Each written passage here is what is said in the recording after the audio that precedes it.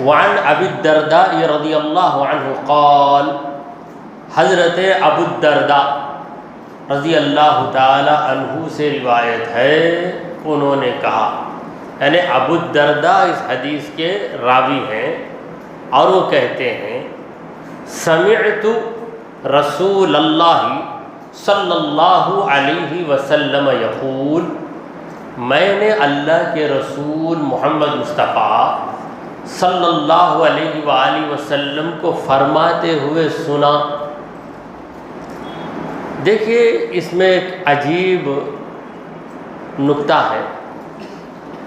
حضرت ابو الدرداء رضی اللہ عنہ صحابی رسول ہیں، اگر وہ کہتے ہیں کہ قال رسول اللہ صلی اللہ علیہ وسلم نے کہا تو بھی بات سمجھ میں آ جاتی، مگر وہ لطف لے رہے کہ سمعت، میں نے سنا۔ میں نے تو کئی لوگوں کو سنا ہے، مگر میں نے رسول اللہ کو سنا۔ سمعت رسول اللہ، میں نے اللہ کے رسول کو سنا ہے۔ رسول کی زبان تھی، کان میرے تھے، رسول کا تکلم تھا، میری سماعت تھی۔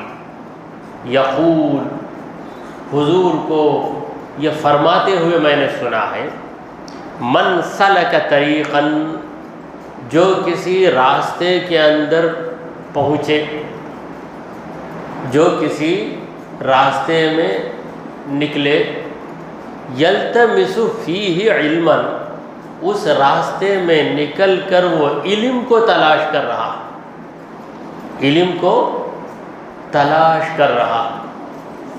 جو کسی راستے میں اس نیت کے ساتھ چلے کہ اسے علم مل جائے، سہل اللہ لہ طریقا الی الجنہ، تو اللہ تبارک و تعالیٰ اس کے لیے جنت کا راستہ آسان کر دیتا ہے۔ تو علم کے راستے میں جا رہا ہے، مولا تعالیٰ اسے جنت کے راستے میں لے جا رہا ہے۔ اور جنت کا راستہ آسان نہیں ہے، کٹھن ہے، مگر اللہ تعالیٰ علم کے طلبگار پر ایسی مہربانی کرتا ہے کہ جنت کا راستہ اس کے لیے آسان کر دیتا ہے۔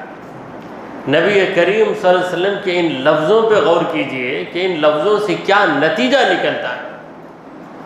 دیکھیے، جنت کے لیے عمل کی ضرورت ہے، جنت کے لیے عمل کی ضرورت ہے، اور عمل کے لیے علم کی ضرورت ہے۔ علم عمل کی چابی، علم عمل کی چابی، اور عمل جنت میں داخل ہونے کا ذریعہ۔ تلکم الجنۃ التی اورثتموہا بما کنتم تعملون، اس جنت کا تمہیں وارث بنا دیا گیا۔ کیوں وارث بنا دیا گیا؟